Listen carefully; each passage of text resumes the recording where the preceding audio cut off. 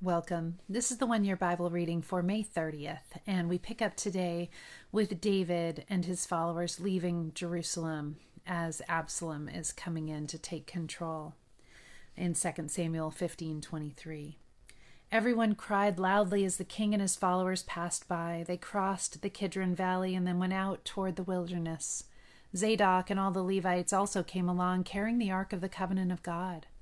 They set down the ark of God, and Abiathar offered sacrifices until everyone had passed out of the city.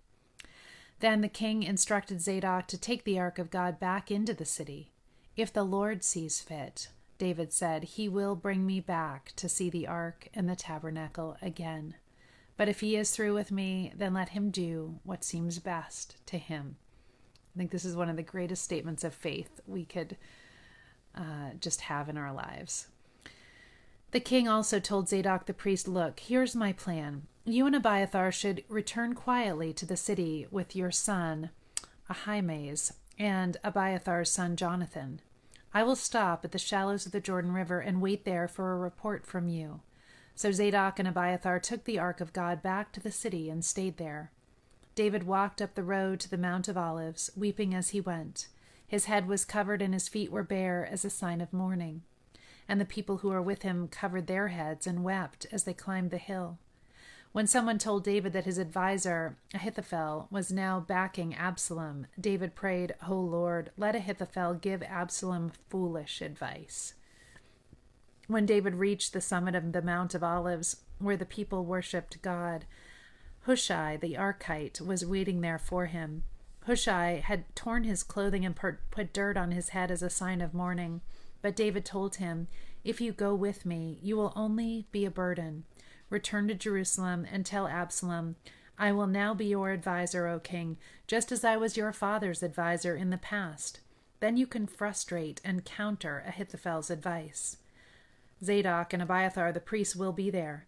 Tell them about the plans made in the king's palace, and they will send their sons Ahimaaz and Jonathan to tell me what is going on." So David's friend Hushai returned to Jerusalem, getting there just as Absalom arrived. When David had gone a little beyond the summit of the Mount of Olives, Ziba, the servant of Mephibosheth, was waiting there for him. He had 2 donkeys loaded with 200 loaves of bread, 100 clusters of raisins, 100 bunches of summer fruit, and a wineskin full of wine. "What are these for?" the king asked Ziba. Ziba replied, "The donkeys are for the king's people to ride on, and the bread and summer fruit are for the young men to eat. The wine is for those who become exhausted in the wilderness." "And where is Mephibosheth, Saul's grandson?" the king asked him. "He stayed in Jerusalem," Ziba replied. "He said, 'Today I will get back the kingdom of my grandfather Saul.'" "In that case," the king told Ziba, "I give you everything Mephibosheth owns." "I bow before you," Ziba replied. "May I always be pleasing to you, my lord, the king." As King David came to Bahurim, a man came out of the village cursing them. It was Shimei, son of Gera, from the same clan as Saul's family. He threw stones at the king and the king's officers and all the mighty warriors who surrounded him. "Get out of here, you murderer, you scoundrel," he shouted at David. "The Lord is paying you back for all the bloodshed in Saul's clan. You stole his throne, and now the Lord has given it to your son Absalom. At last you will taste some of your own medicine, for you are a murderer." "Why should this dead dog curse my lord the king?" Abishai, son of Zeruiah, demanded. "Let me go over and cut off his head." "No," the king said. "Who asked your opinion, you sons of Zeruiah? If the Lord has told him to curse me, who are you to stop him?" Then David said to Abishai and to all his servants, "My own son is trying to kill me. Doesn't this relative of Saul have even more reason to do so? Leave him alone and let him curse, for the Lord has told him to do it. And perhaps the Lord will see that I am being wronged and will bless me because of these curses today." So David and his men continued down the road, and Shimei kept pace with them on a nearby hillside, cursing as he went and throwing stones at David and tossing dust into the air. The king and all who were with him grew weary along the way, so they rested when they reached the Jordan River. Meanwhile, Absalom and all the army of Israel arrived at Jerusalem, accompanied by Ahithophel. When David's friend Hushai the Archite arrived, he immediately went to see Absalom. "Long live the king," he exclaimed. "Long live the king." "Is this the way you treat your friend David?" Absalom asked him. "Why aren't you with him?" "I'm here because I belong to the man who is chosen by the Lord and by all the men of Israel," Hushai replied. "And anyway, why shouldn't I serve you? Just as I was your father's advisor, now I will be your advisor." Then Absalom turned to Ahithophel and asked him, "What should I do next?" Ahithophel told him, "Go and sleep with your father's concubines, for he has left them here to look after the palace. Then all Israel will know that you have insulted your father beyond hope of reconciliation, so they will throw their support to you." So they set up a tent on the palace roof where everyone could see it, and Absalom went in and had sex with his father's concubines. Again, this is fulfillment of Nathan's prophecy against David. Absalom followed Ahithophel's advice just as David had done, for every word Ahithophel spoke seemed as wise as though it had come directly from the mouth of God. John chapter 18, beginning in verse 25. Meanwhile, as Simon Peter was standing by the fire warming himself, they asked him again, "You're not one of his disciples, are you?" He denied it, saying, "No, I am not." But one of the household slaves of the high priest, a relative of the man whose ear Peter had cut off, asked, "Didn't I see you out there in the olive grove with Jesus?" Again, Peter denied it, and immediately a rooster crowed. Jesus' trial before Caiaphas ended in the early hours of the morning. Then he was taken to the headquarters of the Roman governor. His accusers didn't go inside because it would defile them, and they wouldn't be allowed to celebrate the Passover. So Pilate the governor went out to them and asked, "What is your charge against this man?" "We wouldn't have handed him over to you if he weren't a criminal," they retorted. "Then take him away and judge him by your own law," Pilate told them. "Only the Romans are permitted to execute someone," the Jewish leaders replied. This fulfilled Jesus' prediction about the way he would die. Then Pilate went back into his headquarters and called for Jesus to be brought to him. "Are you the king of the Jews?" he asked him. Jesus replied, "Is this your own question, or did others tell you about me?" "Am I a Jew?" Pilate retorted. "Your own people and their leading priests brought you to me for trial. Why? What have you done?" Jesus answered, "My kingdom is not an earthly kingdom. If it were, my followers would fight to keep me from being handed over to Jewish leaders. But my kingdom is not of this world." Pilate said, "So you are a king?" Jesus responded, "You say I am a king. Actually, I was born and came into the world to testify to the truth. All who love the truth recognize that what I say is true." "What is truth?" Pilate asked. Then he went out again to the people and told them, "He is not guilty of any crime. But you have a custom of asking me to release one prisoner each year at Passover. Would you like me to release this king of the Jews?" But they shouted, "No, not this man. We want Barabbas." Barabbas was a revolutionary. Then Pilate had Jesus flogged with a lead-tipped whip. The soldiers wove a crown of thorns and put it on his head, and they put a purple robe on him. "Hail, King of the Jews," they mocked, as they slapped him across the face. Pilate went outside again and said to the people, "I'm going to bring him out to you now, but understand clearly that I find him not guilty." Then Jesus came out wearing the crown of thorns and the purple robe, and Pilate said, "Look, here is the man." When they saw him, the leading priests and temple guards began shouting, "Crucify him! Crucify him!"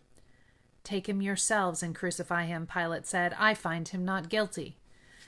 The Jewish leaders replied, "By our law he ought to die because he called himself the Son of God." When Pilate heard this, he was more frightened than ever. He took Jesus back into his headquarters again and asked him, "Where are you from?" But Jesus gave no answer. "Why don't you talk to me?" Pilate demanded. "Don't you realize I have the power to release you or crucify you?"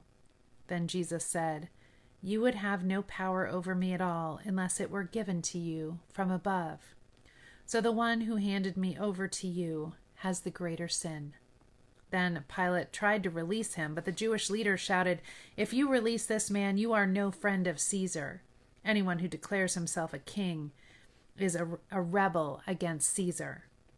When they said this, Pilate brought Jesus out to them again, and then Pilate sat down on the judgment seat on the platform that is called the Stone Pavement, in Hebrew, Gabbatha. It was now about noon on the day of preparation for the Passover, and Pilate said to the people, "Look, here is your king." "Away with him," they yelled. "Away with him! Crucify him!" "What? Crucify your king?" Pilate asked. "We have no king but Caesar," the leading priests shouted back. Then Pilate turned Jesus over to them to be crucified. So they took Jesus away. Carrying the cross by himself, he went to the place called the Place of the Skull, in Hebrew, Golgotha. There they nailed him to the cross. 2 others were crucified with him, one on either side, with Jesus between them. And Pilate posted a sign on the cross that read, "Jesus of Nazareth, King of the Jews." The place where Jesus was crucified was near the city, and the sign was written in Hebrew, Latin, and Greek, so that many people could read it. Then the leading priests objected and said to Pilate, "Change it from the King of the Jews to, 'He said I am the King of the Jews.'" Pilate replied, "No. What I have written, I have written." Psalm 119, beginning in verse 13. I hate those with divided loyalties, but I love your instructions. You are my refuge and my shield. Your word is my source of hope. Get out of my life, you evil-minded people, for I intend to obey the commands of my God. Lord, sustain me as you have promised, that I may live. Do not let my hope be crushed. Sustain me, and I will be rescued. Then I will meditate continually on your decrees. But you have rejected all who stray from your decrees. They are only fooling themselves. You skim off the wicked of the earth like scum. No wonder I love to obey your laws. I tremble in fear of you. I stand in awe of your regulations. Don't leave me to the mercy of my enemies, for I have done what is just and right. Please guarantee a blessing for me. Don't let the arrogant oppress me. My eyes strain to see your rescue, to see the truth of your promise fulfilled. I am your servant. Deal with me in unfailing love and teach me your decrees. Give discernment to me, your servant, then I will understand your laws. Lord, it is time for you to act, for these evil people have violated your instructions. Truly, I love your commands more than gold, even the finest gold. Each of your commands is right. That is why I hate every false way. Proverbs 16, 10-11. The king speaks with divine wisdom. He must never judge unfairly. The Lord demands accurate scales and balances. He sets the standards for fairness. And returning to Selwyn Hughes, we're thinking about disappointment, and this one is called Surprised by Joy. From Psalm 30, verse 5, "Weeping may remain for a night, but rejoicing comes in the morning." We looked yesterday at the disciples who struggled for a while with the problems of disappointment and were reluctant to believe in case what they were believing was not true. What a distinctive and intriguing difficulty this was. They were grown men whose lives had been far from sheltered and protected, yet the experience of the crucifixion had been more harrowing than any of them cared ever to face again. Over and over during the days in which Jesus lay in the grave, they must have racked their brains trying to find some explanation for why his life had ended on a grisly cross. Doubtless in the closing hours of that fateful weekend, their thoughts would have turned naturally toward how they might go about reconstructing or restructuring their lives. Then, suddenly, Jesus appeared to them. His appearance was everything they wanted, but such was the disappointment in their hearts that they considered it too good to be true. Thus, they adroitly protected themselves against the risk of being disappointed again. This is the tragedy of disappointment. It can, unless looked at and dealt with, reverberate inside us and hinder us in our pursuit of God. When disappointment is put into its proper perspective and faith comes into its own, far from being too good to be true, one discovers that there is nothing else so good and nothing else so true. God proves himself to be not just better than our worst fears, but better than our greatest dreams. Disbelieving for joy is quickly followed by being surprised by joy. Gracious and loving Heavenly Father, give us insight into what we have been looking at today and show us how to press through all disappointments in the knowledge that beyond the hurts, we shall be surprised by joy. Amen. Love you all. Have a beautiful day.